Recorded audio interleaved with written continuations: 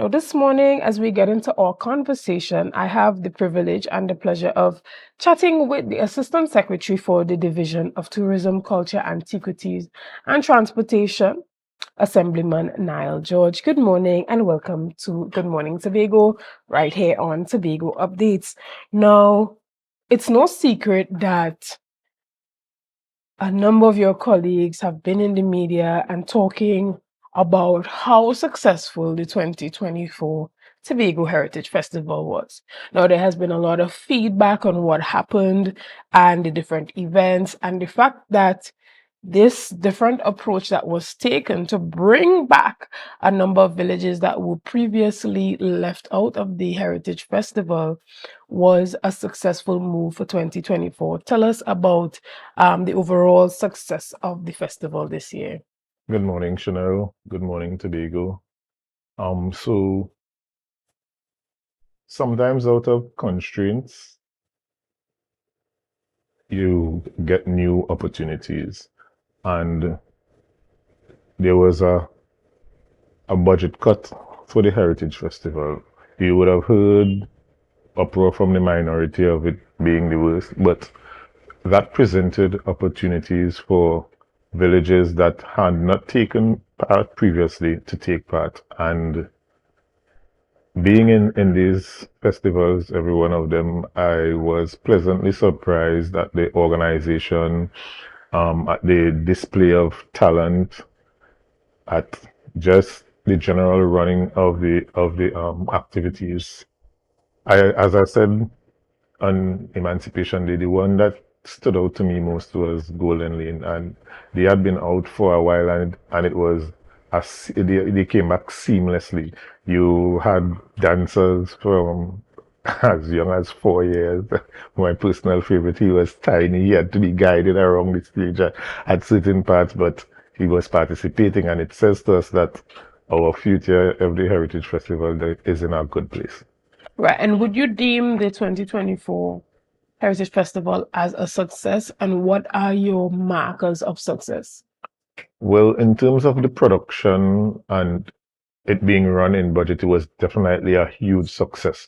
But I'm saying to Tobagonians, this is our heritage festival, and the only way it would grow is if we support it.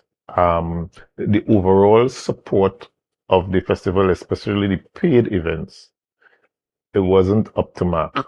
And I will say to Tobagonians, you all missed a treat. I mean, from Folk Fiesta to the Heritage Queen show, it was splendid. It was amazing. I remember Clavier's performance, the talent. It was like a Broadway show, a one person Broadway show, and it is definitely our intent to engage you to use that for advertising our island and our festival, because I mean it was growing. You had Amaya's dress, Amaya's gown, it was just a all around well put together festival, well executed. Everything was seamless, smooth, and with us within the budget cuts, we were able to give a 40% advance to all the groups and village councils that were executing the festival. So it was the first time that they were able to get monies that early, and then, as I said, it would have made the execution easier. So overall, it was very successful. Right. And let's switch gears a bit to the Tobago Carnival Experience 2024. Are you in charge of that festival in regards to leading the teams into strategy for that? Yes, but when I came into the division, the planning had already started, so I would not rock the boat that much because it would create some situations, but yes. All right. And, are there some things that you came over to the division and even though you were at settlements before, you were like, okay, when it comes to Tobago Carnival, this is something that although you already, started your planning for what you want to do from the outside as an assistant secretary in another division, these are the areas where I saw, could do with improvement that you felt like once you get in there, you want to see that happening. Definitely. I mean, I'm leading the carnival, so there are ideas that I will definitely implement. But we have to all do it within the budgetary constraints. We wish we had an unlimited budget to do a lot more things, but we have to get creative. We have to be innovative. And I mean, last year's carnival was wow, so we definitely can't go backwards. We have to go forward. So we have to be very innovative in the way that we do things. One of the things that we are looking for is a lot more collaboration to minimize unnecessary expenses. But as I said, the carnival has to grow. It has to become one of the leading carnivals, not just, well, I mean, in the world. So we have to be innovative in the way we do things. Right, but consecutively, we have seen the actual launch and the promotion of the carnival happening a bit on the later half. And when I say on the later half, I mean in regards to the international market, because we know when it comes to catering for the international market, they start booking tickets for October, as the latest is probably January of 2024. So being able to put forward particular packages and being able to package it in a way that allows for members of the diaspora and or international tourists to be, adequately informed on what the carnival schedule is going to look like. What are we doing to work to improve how early we put together those international packages? Well, in terms of doing it earlier, I can't do anything about that now. But Right. going forward, we definitely have to improve in that aspect.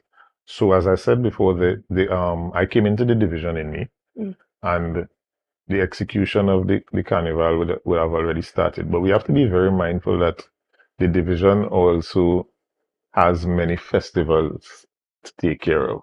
And it's the same staff that has to deal with pretty much the very hardworking staff at festivals that has to deal with that. So you have to find ways to get around the limit in terms of numbers of employees. And we definitely, because I appreciate that whereas someone in Tobago may be able to take a couple of days off and get to the carnival, the people in the diaspora would have to know way in advance.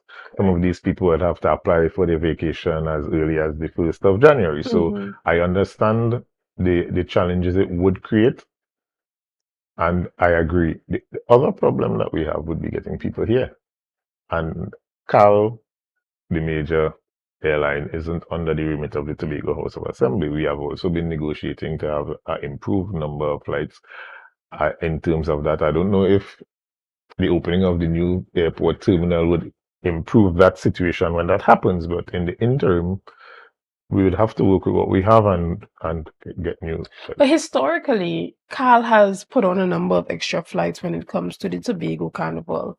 And don't you think that if promotion is done early and they begin to see a heavy influx of tickets being purchased around that time, and let's just say, for instance, the date for Carnival drops and within 2 days, all those tickets for those dates are sold out, it will force them to have to put on those extra flights. So then it's a matter of truly creating that strategy that kind of forces their I hand. tend to disagree with you because I Okay. look at the local market. Flights are always full, and since COVID, the airport has been closed pretty early. We even offered to pay to keep the airport open. I mean, look at the discomfort that our locals. We're thinking about internationals. I'm thinking about Tobagonians first, right? And I'm saying the average Tobagonian that has to do impromptu travel, which is usually the most important travel. It's very difficult. Look at how many our Tobagonians are sleeping on the airports trying to get home. Before we look at Carnival, let's look at what's taking place here. And the evidence says that they are not increasing the number of flights. They haven't added one extra flight in almost 2 years. So the evidence does not suggest that they would add extra flights. Okay. And when it comes to some of the plans and projects that you have coming up, tell us about what we can expect to see from you very soon. In terms of the division, Yes. well, outside of the carnival, I have responsibility for community tourism and sports tourism. We had a conference in London in June. And arriving out of that conference, there were some opportunities for sports tourism that we are currently engaging. They have not been confirmed as yet, so I would not let that rabbit out of the hat. But there are at least 2 events that we are looking at happening in short notice. The other thing is community tourism, where we are looking at the Castara model that we would like to expand to other villages. Now, every community has its uniqueness, its unique culture, its unique sites, and we have to engage that because the community tourism scene is expanding, where you are seeing more tourists looking for the bed and breakfast. When they come, they aren't looking for the concrete jungle. They are accustomed to that. They're looking to experience the way of life of a Tobagonian. So that's why you would see models like Castara, Palatavir being very successful, where you would go to these villages and people would tell you that their rooms are booked out all up to next year. So we are looking to expound on that. Okay, and as we wrap up, what can we expect from you in your district? Well, that's where the buzz of activity would start. If you look at my district, there has been a lot of negativity coming out of it in terms of crime. And I'm looking at more social programs, more sporting programs to keep our young persons busy in terms of their time and their activities, so that we could help to reduce the effects of criminality.